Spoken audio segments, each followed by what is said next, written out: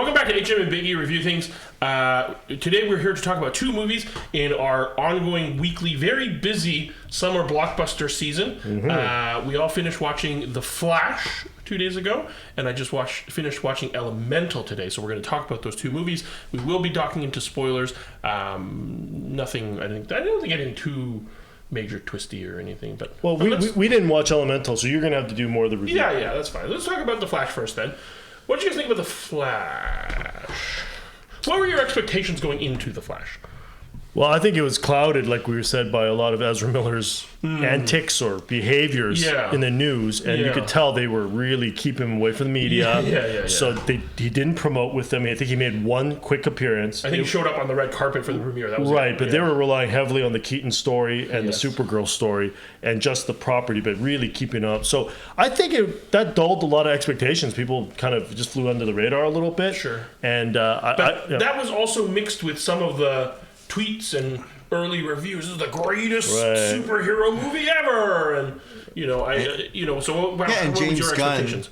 James Gunn taking over the property and then watching it and giving it amazing praise, which sort of a conflict of interest if you really think about it. But no, I mean, like, again, in our review discussion last time, this can't be good. I was going into this thinking that this would be a mess because you heard about the production issues, you heard about the reshoots, and it's like, this is going to be, like, ultimately just not even hot garbage, just garbage, right?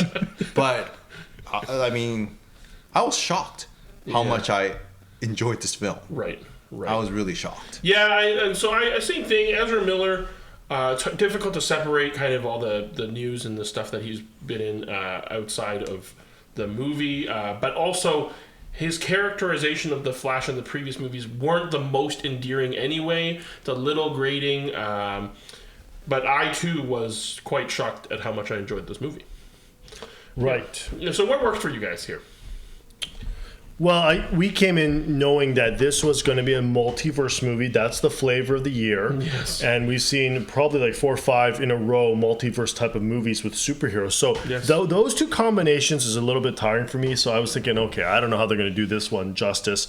And I also knew that the Flashpoint story has a little bit of time travel kind of mechanics in. So I was kind of interested in seeing how they would do that. And obviously you knew that he was going back in time to save his parents. Yes. Okay, I don't know, that's a spoiler. That was all in the trailer. That's all in the trailer. So you knew something. But you also knew it was kind of going to be multiversey because Michael Keaton's Batman shows up as an older Bruce Wayne. So I thought, how are they going to all juggle all this? But I would say overall they did a pretty solid job of juggling the story, of getting all those pieces in line and making coherent sense. Yep. And I would say this movie has quite a bit of heart. I like using that word heart. And a lot of fun bits. The emotional core of the movie with Ezra Miller's character and his mom.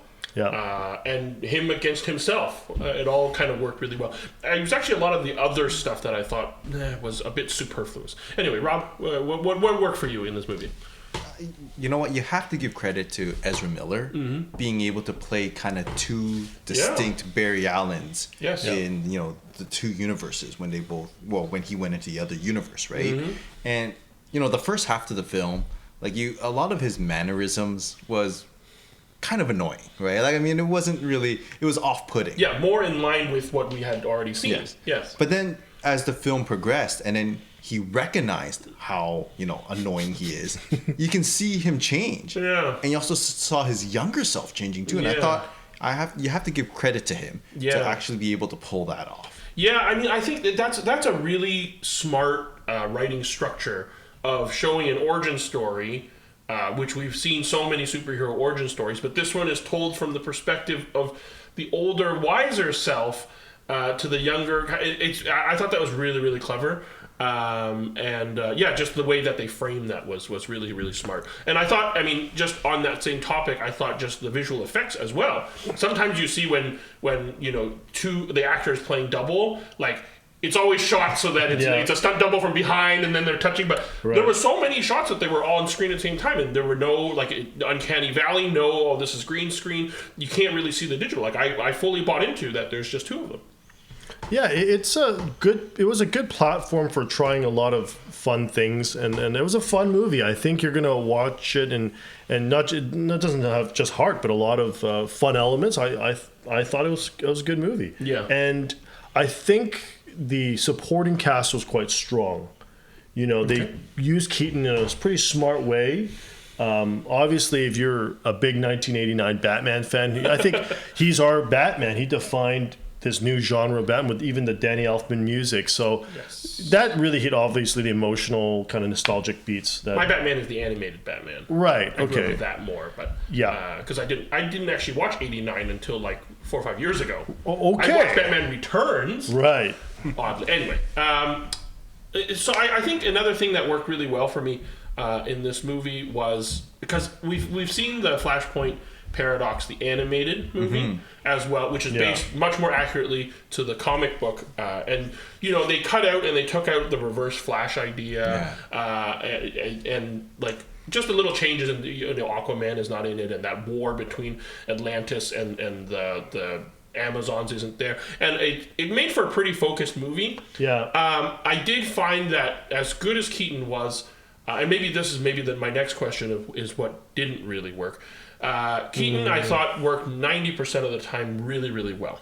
I thought they spent a lot of time in the Batcave that probably could have been cut a little long, but I felt some of his fan service lines, you know, you want to get nuts, let's get nuts, which is great for the trailer, but it made no sense in the story when he said it. It was just like, oh, you guys want to help me? Yeah. And it was like, oh, you want to get nuts? Let's get, what kind of No, I think you're saying that you guys want to go crazy to go after Zod. Okay, let's go crazy to go after Zod. I know, but it's not it didn't, the dialogue didn't flow naturally. It was into forced. That line. It was definitely forced. Yeah. And then even I'm Batman. Like it's just a little forced. Like I get it why it's there, and there's a lot of fan service here. Most of which I feel is empty fan service, as in it doesn't actually propel the plot or motivates the characters particularly much, but still enjoyable. I didn't know why the General Zod story was picked. Yeah. I felt that they could have picked been any story, because the whole point of that entire battle was to show the powers and to fight and have a good battle, but really to show that he's really not in charge of his destiny and he can't save everybody, that type of feeling. But they could have, I think, done it in a different way. I thought what happened with Batman, Supergirl, Zod, that's all kind of didn't really matter at the end. And I was talking to John, who watched the movie with us, that similarly the motivation for younger Barry to keep trying hundreds, thousands, millions of times until he turns into the purple monster, to try to save Batman and Supergirl, who he's barely known for, like that emotional connection. It was a bit of a leap. If it was something to do with his mother, that would have made more sense. I read a thread that actually would have been really more interesting. That it probably would have been too dark. But to undo the time thing, it would have had to show Barry going back to actually kill his mother. Because he never showed who killed his mother. Right? Oh, that's dark. And that would have been really dark. That he would have actually had to go back. But that would really ruin the character, though. But, well, I mean, you talk about ruining the character. I think the character goes on such a big arc about, you know, some problems can't be solved. Right? And you just need to let go and accept these things. But at the very last minute, he changes the universe again anyway. Does that undo his entire character arc in your mind?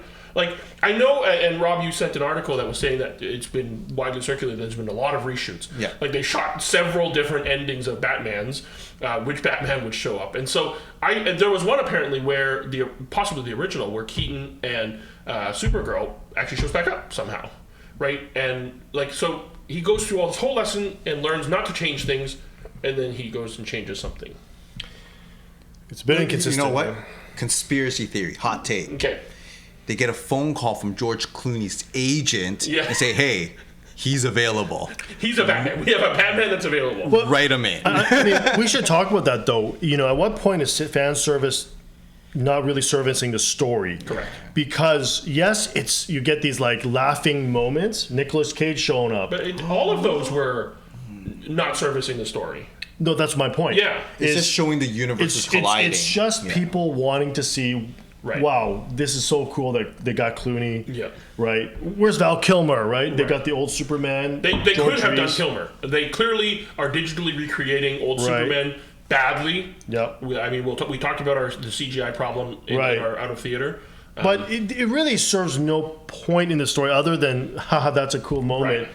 You know, then they rope in all these Supermen. And of course, Christopher Reeve, that's an emotional tie, and that's what everybody thinks of it when they think of Superman. So, I don't know. I'm a little bit torn on it because we've had so many multiverse movies that this is the best way to add all your IPs together to kind of continue the brand. And as you said, I think yesterday, to just throw in a cameo without having to explain. Exactly. Oh, we can just throw Nicolas Cage, and we don't have to explain anything. But it's there. Like, for example, it was a serious moment at the very end, and then we saw Nicolas Cage, and people start laughing. So, is that really what you want? Maybe. I think it takes away from sort of the seriousness of this moment where he's deciding the fate of this universe. Yeah. And then Nicolas Cage shows up in his shiny suit with long hair. It's just kind of funny. You're laughing right now. I was actually clapped first. I know. I was clapping. I know you did clap. And then I was like, yeah.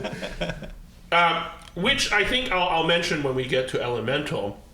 You know, you're talking about this fatigue of multiverse story, superhero fatigue. It's kind of a lot of the same thing. Sure. I did really appreciate their new twist on time travel and the impact that it has, and the simple explanation with the two spaghettis. Like it's so simple, like their explanation of it, and it's a completely new idea because we've seen all the other ideas. You know, with the branching timelines and Endgame. Oh no, Infinity War, one of them. Endgame. Well, they both kind of allude to it. They have strands and branches. Loki talks about it. Yeah. So this and even Spider-Verse, like it's all sort of the same type of thing, right? Yeah. Canon and so this completely different with it changes the past as well. It reverberates in both directions. Which there's a long pause. No, what does that remind you of? It changes. Time is the millennium. That's a Star Trek. Yeah, the final episode. Final episode. All good things, where he does something and it affects something in the past. And that's very clever. Really I like that. Yeah, I like that. Yeah. I like that as a different way to tell multiverse because we have had a lot of that. And so what I was getting to was when we get to Elemental, I give it Elemental points because it's a brand new IP. It's not. Sure. There is a lot of reliance on existing stuff and. Oh, look, it's Gal Gadot again, randomly for 3 seconds, and telling the same lasso of truth joke again. And I think that's sort of maybe where we're going with the conversation is like, where is the future of the DCEU? Because these stories seem... it's all resetting. Well, I guess James Gunn is going to reset it. Fine. Is this the final movie in the DCEU? Aquaman 2. And Blue Beetle are technically, I think... Okay, before the James Gunn era. Yeah. Okay, so maybe it's like let's just finish these stories off. Who cares what we do? And then we'll figure out which, characters we're going to keep in the James Gunn era. Kind of like Fox and the Mutants, right? They're like, we're selling to Disney. Here's New Mutants. That was planned before, and it was garbage. Right? But the thing is, I think they didn't even bother with reshoots. Anya Taylor-Joy, right, was in that. Yeah, and as Magic. And so was Arya. Arya Stark. Yeah. Anyway, I think now that I've had a day to chew on this movie, I actually think the grade has gotten worse.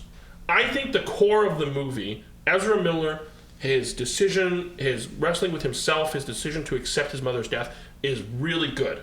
Mm-hmm. Yes.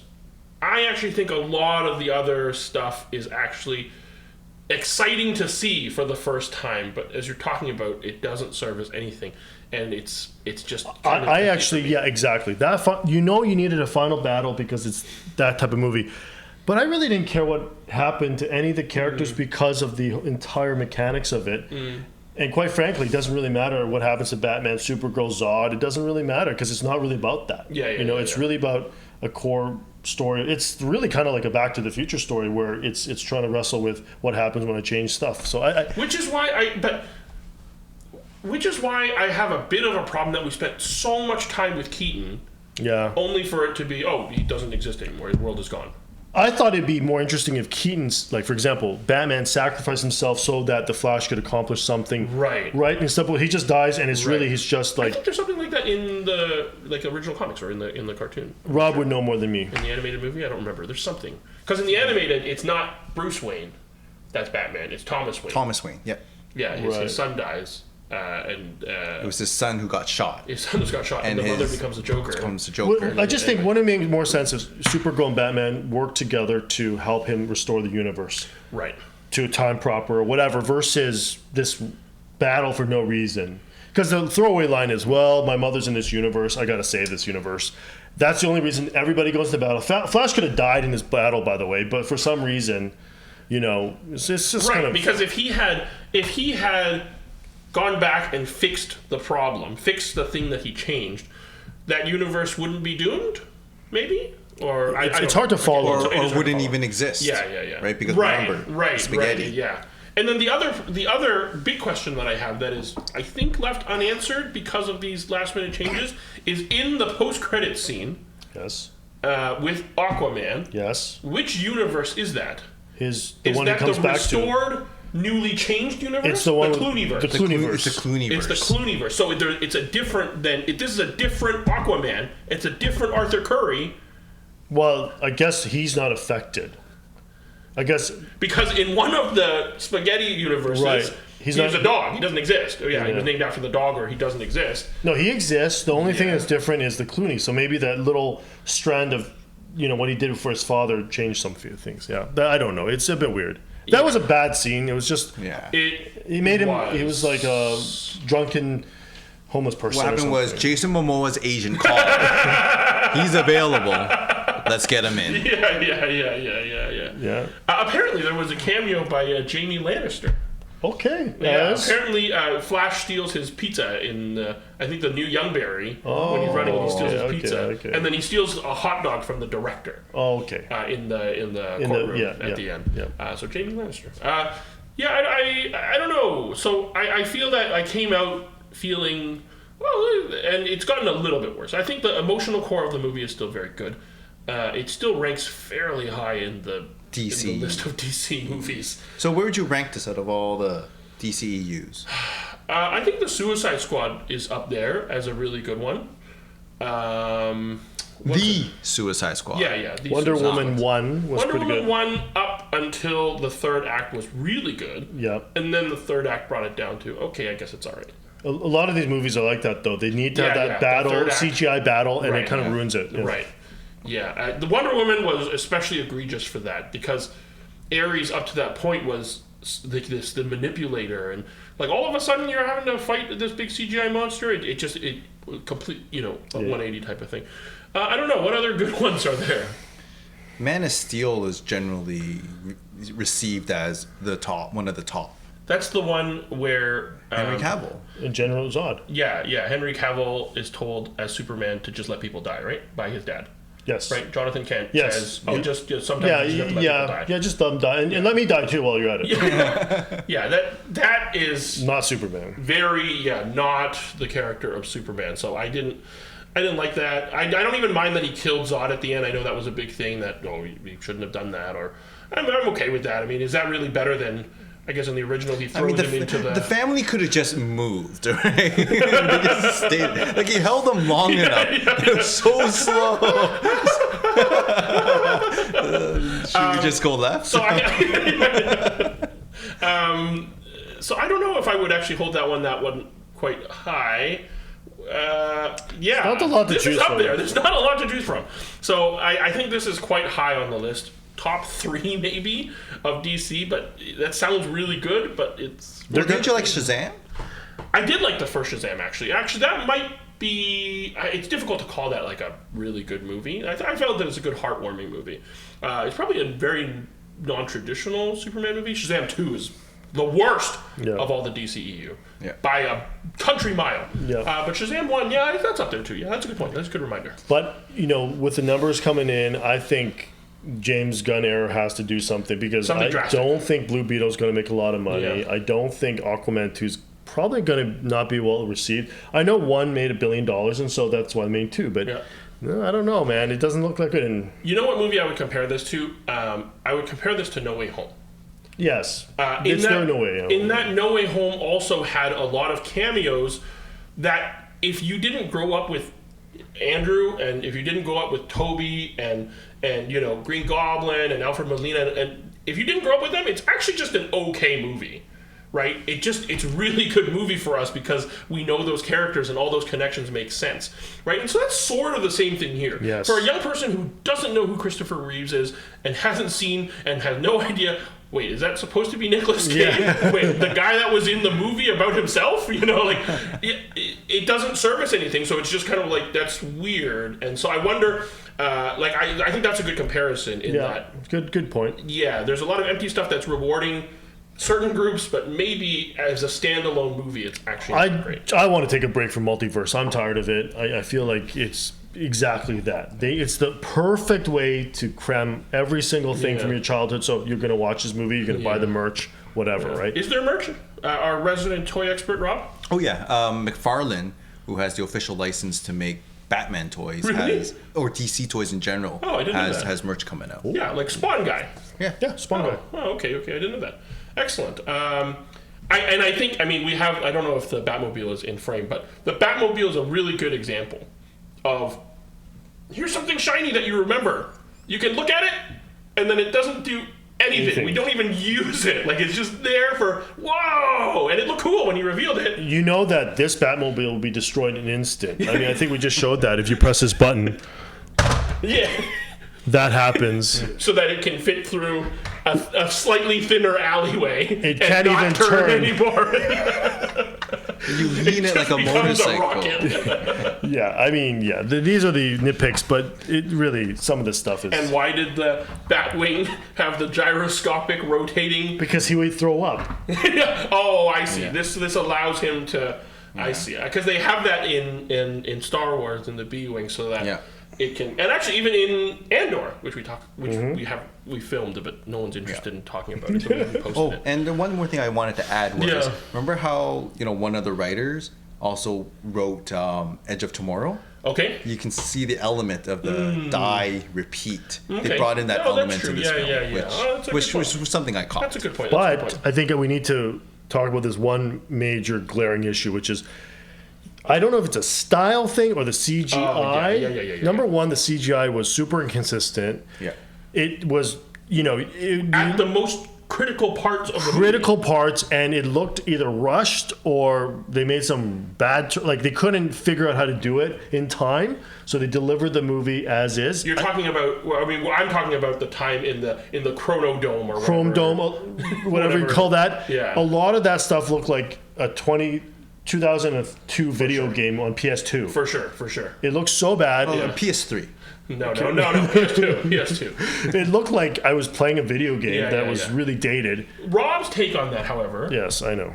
Was, budget constraints, and they had to, get whatever artists they could at the time at that price. And then they decided, you know what? Let's just make this a stylistic interpretation. It doesn't make sense that they have the real actors there. Yeah. So why animate them? Well, that's the thing. Maybe they work backwards. Maybe they were like, we need Nicolas Cage in, we need Christopher Reeves in, and we're going to animate them, but it's going to look so bad anyway. Let's make all the rest of them look bad too. Well, it set the tone with the babies in the hospital. Yes, that was and the opening scene. We were laughing in that opening scene. It was too long. But it was just cartoonishly silly. Yeah, exactly. And I guess that's what they were going for. Obviously, it wasn't a serious thing, with the baby. And the baby's worse. But it felt almost like a parody movie. No, but that's what I think to Rob's main point, which is this felt like there was some reshoots that let's cram this in. Right. Yeah. That baby scene was obviously let's do a more comedic take on the Flash. Yeah. But no, you got to make it really serious. Let's do a Flashpoint story, because that could have been any opening scene with the Flash doing flashy things, right? Yes. I would say the way the story is told, they could have done it in a much more clever way to explain what is going on with all the changes in the timeline. He's running this bubble as if when he runs backwards, it rewinds time and you see it. I think there could have been a way more clever way. And maybe if they found a clever way, it wouldn't be so jarring in terms of all this weird CGI popping up everywhere. There's way too much stuff happening. You couldn't follow how does he stop time here and go back, and it's just all messy. I would say CGI is the most egregious thing. Definitely. I thank you for bringing that. We overlooked it because it was just so bad. So we have pros of Ezra Miller was really good. Some of the plot structure and kind of conceit of how they structured the writing was really good. The emotional core was good. Some of the cameos were good. I mean, Keaton was good and Supergirl was good. It was fun. But it sounds like there's, the CGI was bad. Yeah. And some of the empty fan service was maybe not great in the long run. Good summary. Yeah. Okay. So then, I mean, we came out of this yesterday from our out of theater review fairly positive. I'll go first. Sure, please. To make a change. I think if I was pressed for a grade yesterday, I would have given it a B+. I think it's lowered to a B now. A B. Yeah, the emotional core saves it from a B-. The emotional core is very good. Like you felt it when he's interacting with his mother in the grocery store. I like that. That was good. So a B for me. A B. Rob? What would have been your score yesterday? I was probably hovering between a B+, maybe A-. Yeah, okay. But then upon, further review and discussion and giving it time to digest, I'm going to stick with a B+. Okay. Only because, I would have given this movie a B, but when Nicolas Cage showed up, it was a B+. Yes. It's my same comment about Across the Spider-Verse. Across the Spider-Verse, no Nicolas Cage. The Flash, Nicolas Cage. I see. B+. It's an instant half grade bump up or down, whether you have or don't have Nicolas Cage. That's how important he is. Yeah. All right, Howie, what would you have given the score yesterday? He's a national treasure. I like that. Very good. We need Con Air 2. I probably would have given a B+, and upon further review, I would probably settle on B. A solid B. It's definitely got heart and an emotional core. I like that a lot. And I really have to give Ezra Miller some praise. This guy really had to stretch and do a lot of different acting, So, I think he did a great job. Ezra Miller, if you're watching, Thank you for watching. Thank you for watching our channel. Yeah. No, it's true, and I think that point can't be stated enough. That they had a different look, but even without the look, just the way they carried themselves and the way they acted was so distinct. Exactly, he was playing two roles. Yeah, he did that very well. Okay, so those are our scores for The Flash. Let's switch gears, and I will talk about Elemental. Okay, but before you do that, we don't have any sponsors, but if you could like and subscribe to this video. I don't want to do that and no one gets to the end, so let's just do it here. Okay? Yes, it really helps us out. Like and subscribe, please, if you enjoy our content. Just the three of us randomly talking. Okay, Elemental from Pixar. Can you look at what the past few Pixars have been? I just finished this movie. I did it. It was okay. Well, Lightyear. Well, how far do you want to go back? It's Toy Story 4. That's 2019. Onward. No, Lightyear was before that. No, I'm going Soul, Luca, Turning Red, Lightyear. Okay. Elemental. Okay. So going backwards would be Elemental, Lightyear, Turning Red, Luca. Soul. Yeah, this is better than all of those. Keep going. Whoa. Onward. Onward had good moments, but better than that. Toy Story 4. Better than that. Incredibles 2. Better. Coco. Ooh, Coco was a good one. Yeah, Coco was pretty good. Okay, keep going. Cars 3. Didn't watch Cars 3. I heard it was decent. Finding Dory. No, better. Oof, The Good Dinosaur. Terrible movie. Better. Okay. Inside Out. Inside Out's the next one. And that's probably a good place to stop. Inside Out is I thought a really enjoyable movie. Yes, it was weird. I thought this was Inside Out Part 2, kind of. And with elements. And I think it's sort of like a mashup between Inside Out and Zootopia, right? Okay. In terms of when you see the trailer of the world, it's I think the trailer does a terrible job of selling what this movie is. Mm-hmm. And maybe I have my conspiracy theory is that it's after Turning Red, they kind of wanted to give a more generic more generic trailer to kind of draw people in. Because one of the criticisms about Turning Red was that the story is so focused on the Asian immigrant story. Yeah. And like a girl coming of age story, that it seemed a very specific, narrow. It's inaccessible to a lot of people. Right. Yep. Right. And I think the best of Pixar, the golden age of Pixar, told themes that were much more universally kind of like relatable, right? Right. You had themes about friendship, right? And you had themes about just parenthood and loss and that kind of stuff. And I felt now, I think this new gen of maybe Gen X directors are they're being given a chance to tell their own stories, and it's maybe more specific. And I think that's good take. I think that's okay. I think that's fine. I think it does maybe tend to alienate some people, but I think that's okay. I think it's really good that these directors are given a chance to tell their story, because ultimately this story, which looks like Zootopia and Inside Out, the two genres that it is, it's a rom-com, which you kind of get from the trailers, but actually I would say 65-70% of the movie is actually about an immigrant story. And at the end of the movie, if you stay at the end of the credits, the director dedicates the movie to his immigrant parents. I forget his name. What's his name? He dedicates it to his immigrant parents who were Korean American immigrants. Okay. Peter Son? Yeah, and so it's he's a fire. Who's the main character? The main character is Ember. So she's the fire. She's the fire, and she is a second generation. Like, the parents left their home to join this new city, but Water City. it's Elemental City, which was first founded by water people, then wind people, then the earth people. But the really interesting thing is, because the fire people, they're new, they don't integrate. They're in their own little pocket. So that's Avatar.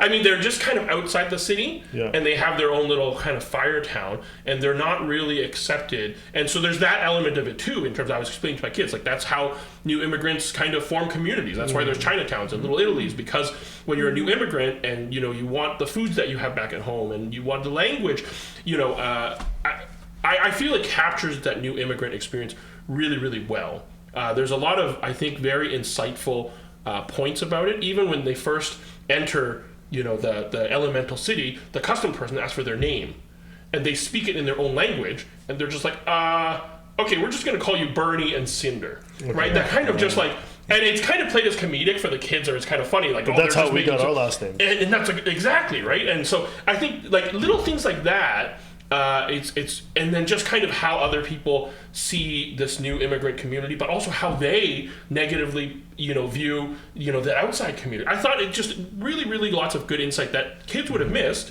and that's not the message for them. But as adults, as the best of Pixar's have a good message there for the adults. So I think the majority of this movie really is that immigrant thing, and in terms of, like, our parents giving up their, and so as an immigrant, I relate to this.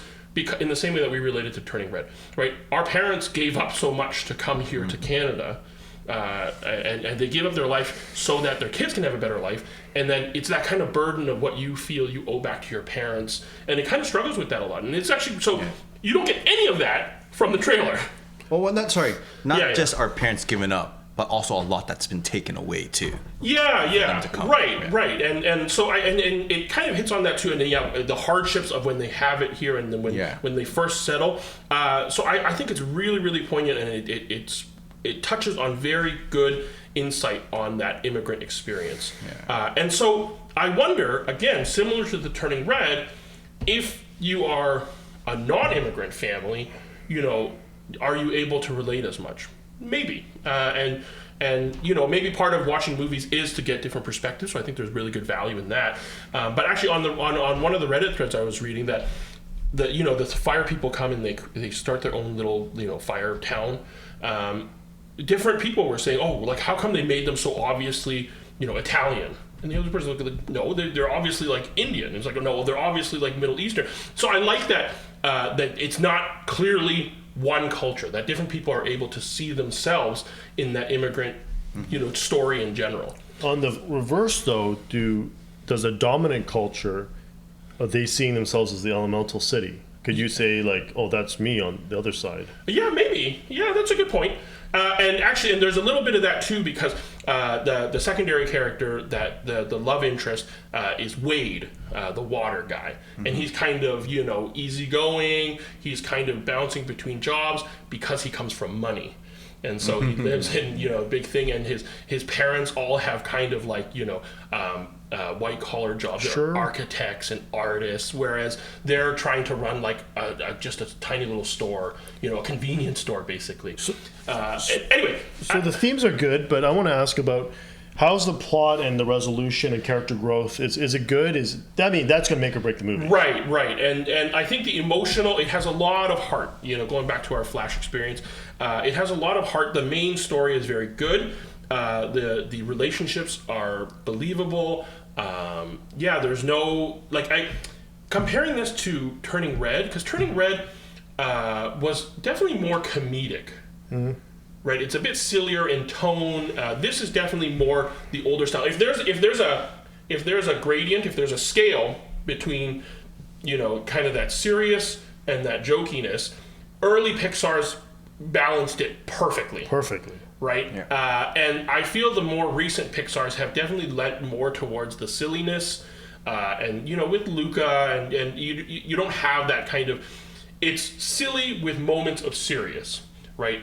This one airs back on the other side a little bit, and I feel overall the tone is more serious with a little bit of silly. It's still nowhere near the heights of the best of Pixar, but what can be, right? When Pixar shoots out 10s out of 10s for 10 years in a row, maybe we take the 8s and the 9s for granted. I think this is an 8 or a 9. I really enjoy this movie. Wow. Yeah, if I would, your mileage may vary when you watch it. I think you guys would actually relate to it probably similar to me, being second generation immigrants. How is the world building, and also good question. I want to ask about the mechanics of the world, because the best of Pixar, I think, this guy included, have really good world building and the mechanics of how that world works. Yes. And I think the lower parts of Pixar are the ones that they don't really think through that. Yeah. You know what I'm saying? I do know what you're saying. So, and that is one point that I even talked to my wife about after we watched it. I think this is somewhere in the middle. Okay. This is somewhere in the middle. I specifically pointed out to my kids that, I wish that they had shown more about how the world worked in certain ways. Yeah, they showed some of it, and it was really interesting. And I was like, I wanted to see more of that. And the comparison that I have is Zootopia, which actually showed quite a lot about how the different animals interact with each other and how they get to work and what they eat. And it showed kind of that whole world and how it meshed together really well. Because this story is focused more, in this tiny little suburb of Firetown, it doesn't actually show the city too much. You go into the city once or twice and you see a little bit of it. I wish it showed a little more. In terms of the mechanics of how it works, it's not really explained. Well, that's what I mean. But that's hard, right? Because even if you go back to Toy Story, right? And most recently, Toy Story 4, Bonnie sticks eyes on a spork, and it comes to life. Okay, I'm not talking about those mechanics, but the simple mechanic of the toys when people are around, they don't move. That's a simple mechanic that sets the entire story in motion. And for monsters, it would be like in the monster world, screams power the So simple mechanics where you're just, I don't know what you call that, but it sort of drives the entire story forward. Yeah, I think they established pretty early on that elements kind of don't mix very well. Yeah. Well, I was about to say, basically, I'm asking: is the fire guy and the water girl, can they? Other way around, yeah. Oh yeah. When they touch, the fire guy kills her, right? That stuff like that. I guess that's a spoiler. They do explore that because that's actually a main point. That as they begin to fall in love,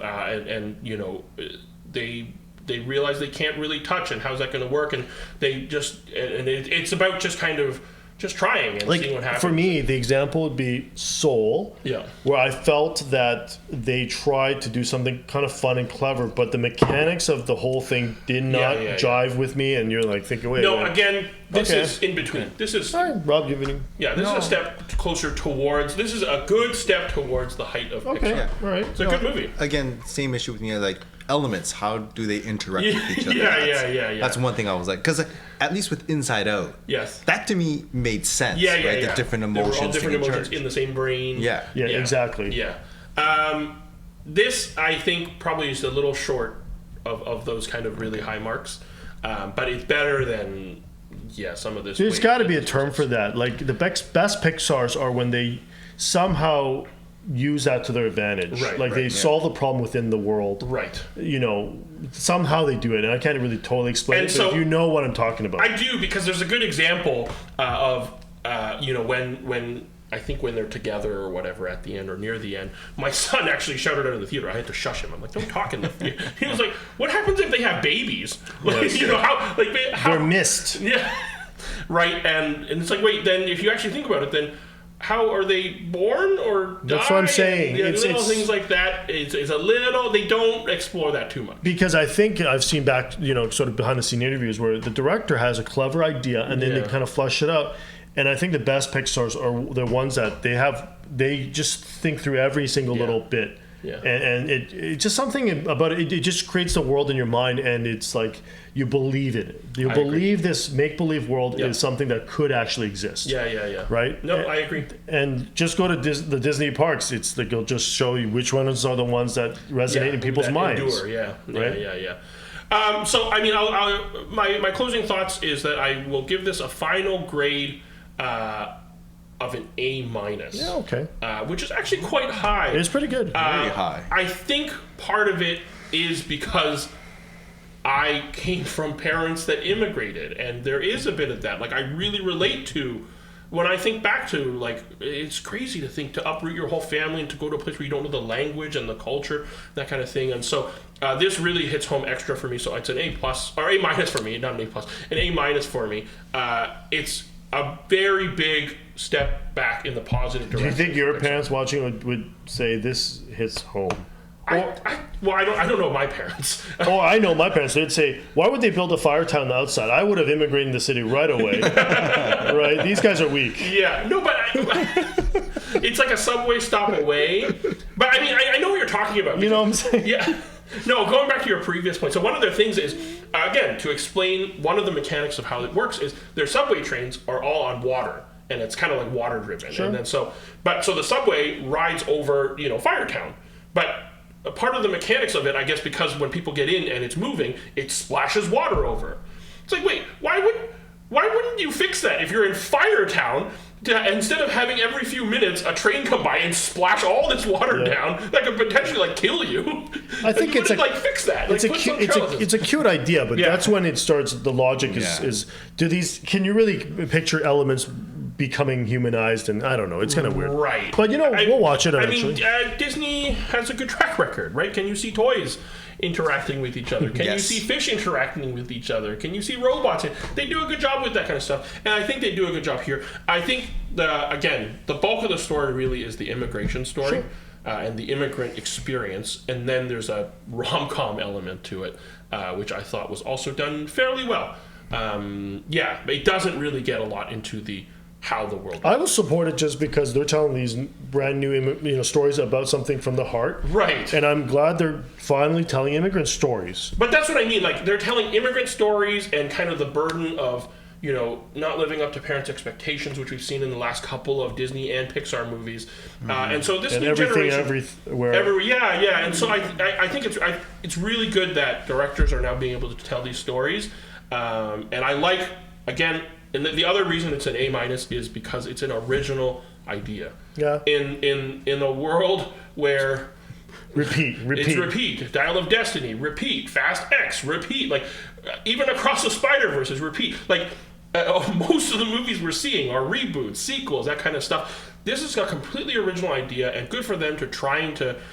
I mean, I feel there are copies of Inside Out, Zootopia, little elements kind of maybe borrowed here and there, but. It's an original idea. They're building a brand new world, which takes a lot of work and a lot of risk.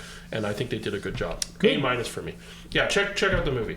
And you guys should at some point too. Sure. Okay, so until next time, keep watching Really exciting movies that you come out and like giving a B+ and then maybe dipping a little bit, and then or watching good Pixar movies that are. Let us know what movie has some heart, because I think these two movies seem like that's a good tying emotional connection. That emotional core is good. Yeah. All right, thanks so much. Yeah. No, it's this. Oh, I'm sorry. It's this.